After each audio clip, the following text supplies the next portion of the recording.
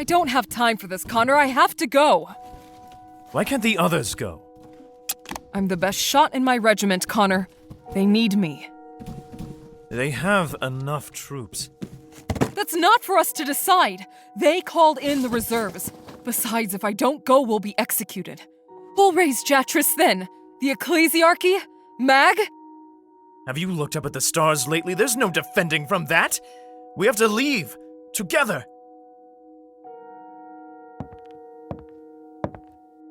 Connor, I love you so much. I love that you're always thinking about us. It's part of your charm. You know me. I have to do my duty. What about your duty to us? To me?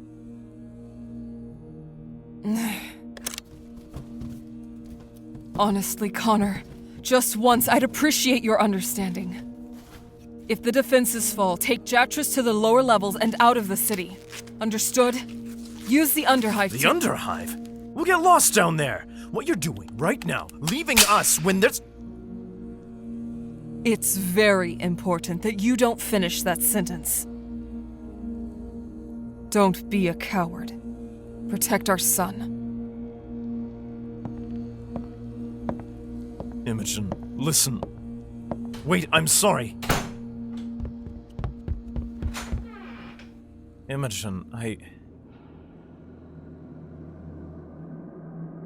I open the door, but instead of my wife, all I see are the empty streets of the Hive City. All signs of life are gone. Dust and sand dance around the terrace before blowing off with a desiccated wind. I look up to see a black vapor looming in the stars overhead. A jagged shadow. It has no features, but I can feel its presence growing. The veil pulls back and it reveals its 1,000 eyes, wild, starved, and hungry.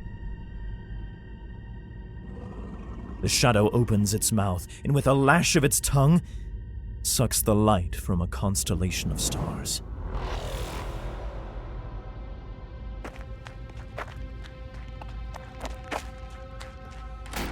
I slam the door and race back inside. I freeze in the middle of my home, but outside, I feel it coming closer. Doom creeps in as the shadow's tendrils creep under the door. They slither across the floor into my home, feeling for me. No. I try to escape, but they catch my leg and drag me down. Ah! The blackness crawls over me, biting me, tearing at me. I can't move. It coils around me and...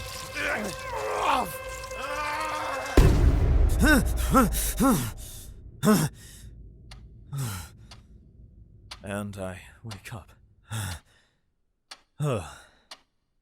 You were shouting. Have you packed your bag yet?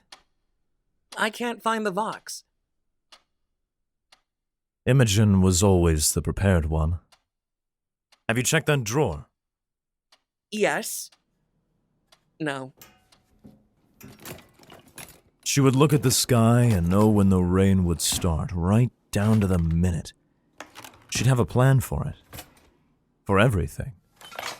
This looked like it. Assets deploying on the upper tier. Mobilized to checkpoint 4B.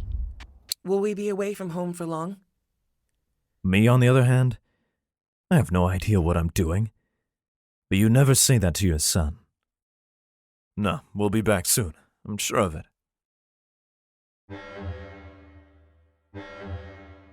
By the throne.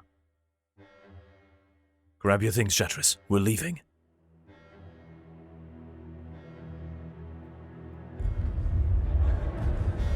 All civilians must report to a shelter immediately. This is not a drill. All civilians must report to a shelter immediately.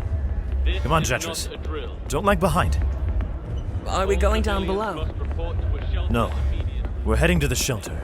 But Mother said to... I know what she said. We'll be safer in the shelter.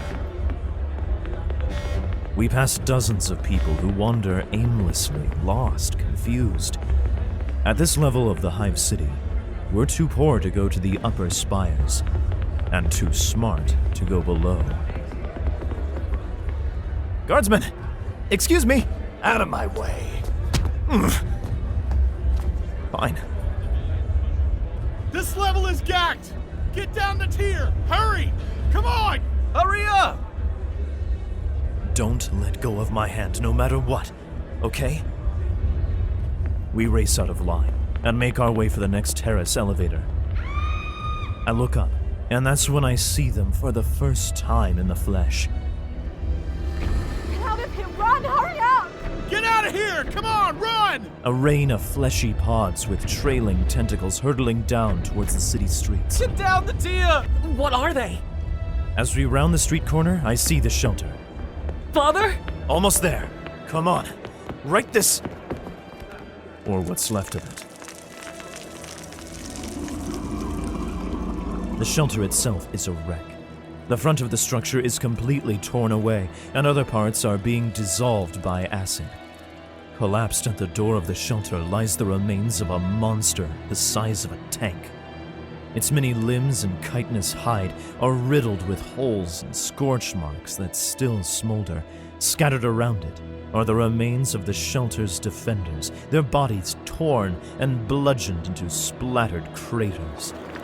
From behind the rubble, civilians stream out, screaming and crying as shrapnel juts from their bodies. What is that?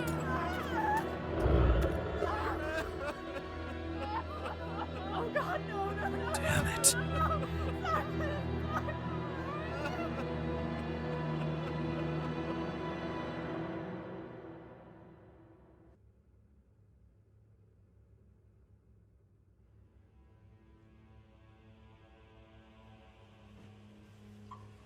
Without a shelter, we take refuge in a nearby cathedral with the rest of the crowds.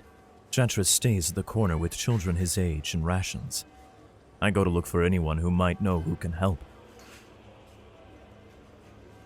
The cathedral is packed with people from across the terrace. Some upper spire people have escaped down to our level too. You can tell by the glinting fabrics and wealth around their fingers. Excuse me, I'm looking for Lieutenant Mag? Mag Periton. Have you... Excuse me. Excuse me, I'm looking for Lieutenant Mag? Mag Periton? Have you... Excuse me. I hate crowds. Imogen loved them. Rallies, marches, all of it. I step out of the transept and into one of the darkened arches to get some breathing room.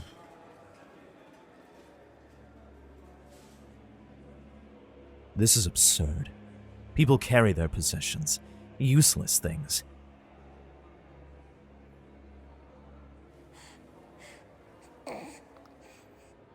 Hello? Deeper in the shadows of my hiding place, I hear a soft gasp for air. Crouched in the darkness is a guardsman cradling a blanket. Peering through the shadows, he's slouched forward, a hole in his head where the las pistol scorched his temple. Thrones. His rank and honors mean nothing now. I peel the las pistol from his cold grip, and as I do, I see what was cradled in his arms, wrapped in the blankets.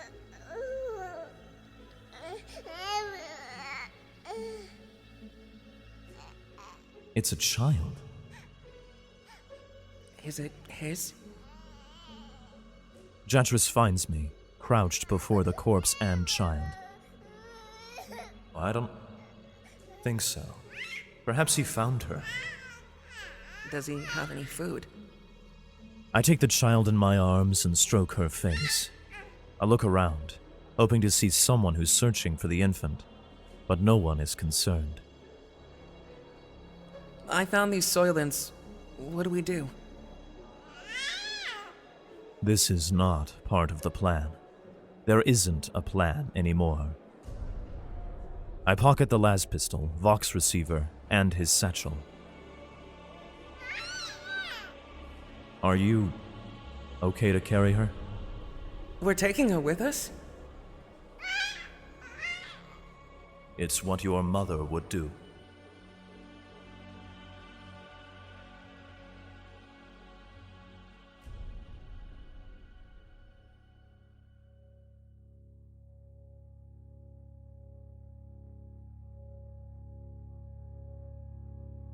We keep to ourselves inside the cathedral.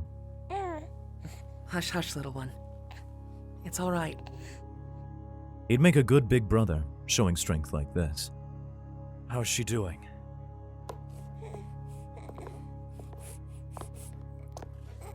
Someone's hungry. Here. Have this. She hands me a nutrition pack, designed for children. It's a metallic carton. Nutritious gel food. All natural. Maybe. Poor dears must be missing their mama terribly. Is she... She's PDF. Left a few weeks ago. May the Emperor watch over her. The woman clutches a child's doll in one hand. It looks well loved. Whoever it belongs to isn't here with the woman. I don't have the heart to ask. Where are you and the little ones heading?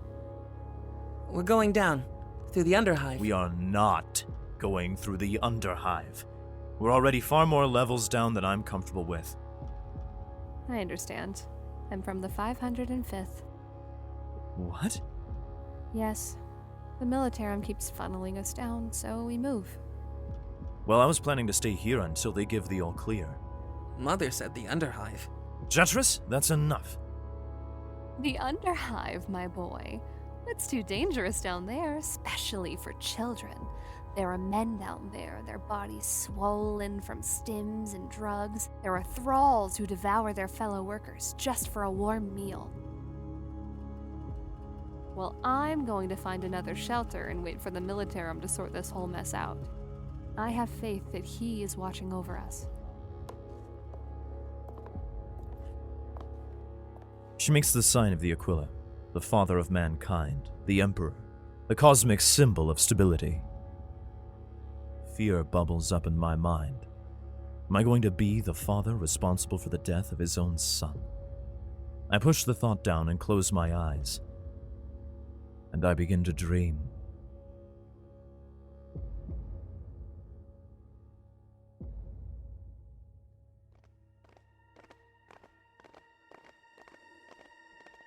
I'm surrounded by Imperial pageantry, helmets and aquilons, a parade of force. One of the golden eagles crawls off of a guardsman's breastplate and flies off into the sky. I watch as it soars into space and is swallowed by the night sky. As I look out to the stars, I can hear voices. I can't see them, but I know they're there. Tell me when he's clear. He's pulling away. Ray Gunner, can you see Can it? you shoot him down? Damn it, I need eyes up there. How many? Don't shout all at once. Big gunner. Imogen.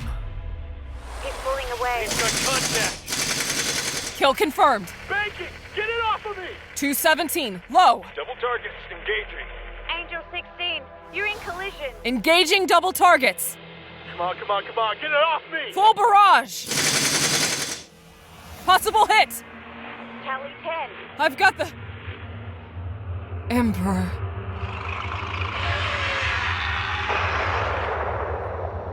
Look at the size of that. Let's get the hell out of here! Affirmative. Get back to the barge. Send contact. Retreat! Fall back! Fall back! I stay quiet and want to hide. It wants this world. Emperor. They're everywhere.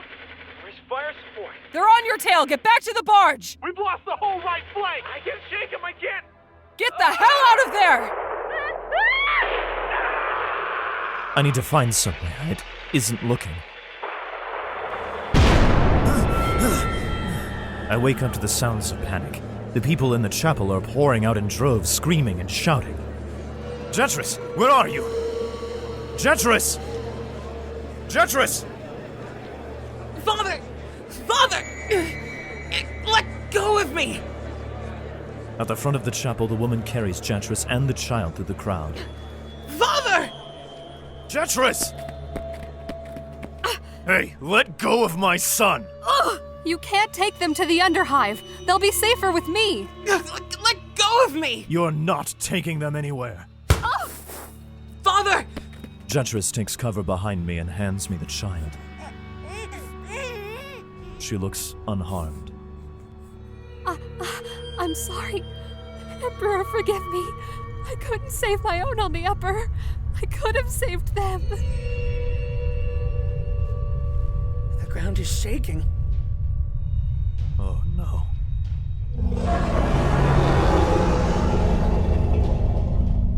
By the Emperor. Pouring around the street corner is a torrent of creatures. Snake-like aliens slither with alarming speed, joined by a flood of maggot beasts that bound with snapping jaws. Jatrus, run! The Emperor protects, the Emperor protects, the Emperor protects, the Emperor protects.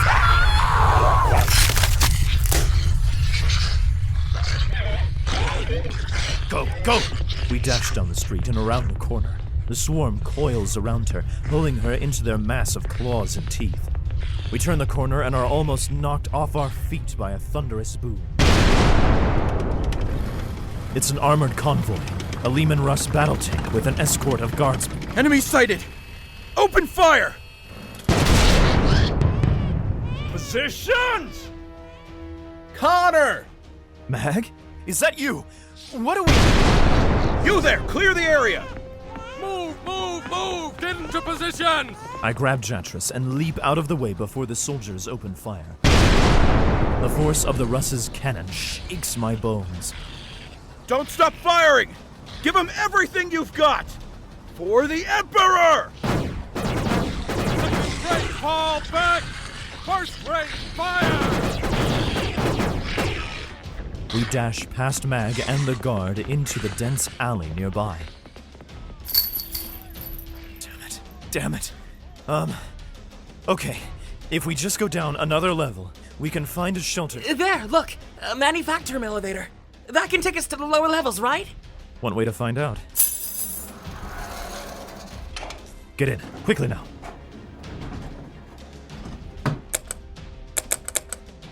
Why isn't it working? You have to close the gate first. I've got it. As Jatrus closes the iron mesh, I see a torrent of talons eclipse the tank. The vehicle rolls backwards, still firing as the horde of creatures engulf it. Come on, come on! The tank keeps rolling backwards, its rivets and plates sparking as bone hits steel. Its armor peels off under the flurry of sighting talons, and as smaller creatures slide inside the vehicle, comes to an abrupt halt. Jatrus, why isn't this thing moving? With their meal devoured, the swarm fans out, a splinter targeting us in an uproar. Got it! Here!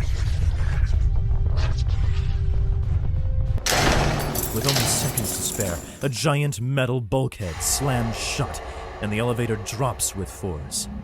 We're driving into the Hive City, floors rushing past us as we struggle to stay upright. Father? Floors pass by in the dozens. Any hope of staying on the upper tiers quickly evaporates. Jatrus looks at me. What do we do? We're dropping into the bowels of the city. And I say what any father would in a case like this. It's going to be fine. I lie.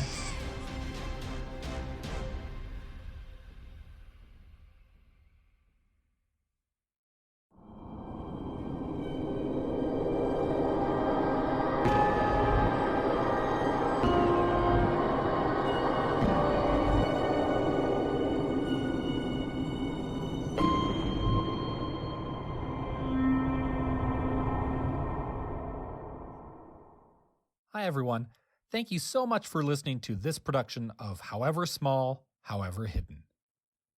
This fan-made audio drama is part of an anthology series put on by Cold Open Stories. What we're doing could be called community theater set in the 41st millennium. On our website, you'll find unofficial stories set in the universe of Warhammer 40,000. These include short stories, fast fiction contests, and audio dramas where you, the listener, audition to play the parts. It's a great way to build community and share stories worth telling. Now, these are fan productions, so whether you're a writer, actor, or single parent during an alien invasion, check us out on coldopenstories.com or on social media for the latest news. However Small, However Hidden was written by Colin DeGraff and Stephen Rhodes. It was directed by Colin DeGraff with music composed by Robert Renato Hack. This episode starred John Waters, Hannah Helwig, Mike Dent, Kennedy Ray, Josh Jones, Kyle Stroud, Alex Ross, and Nick Yuen. Additional voices by Aubrey Poppleton, Andrew Main, Daniel Santoy, Devin Dixon, Elizabeth Plant, and Nina Nikolic. Now I want to let you go with one more thing. You know, Patreon, we don't have one. We don't want one. The best way you can help us isn't by donating, but by sharing our stories in your network. Without a cast, none of this is possible. So please spread the signal and consider auditioning or writing for our next story.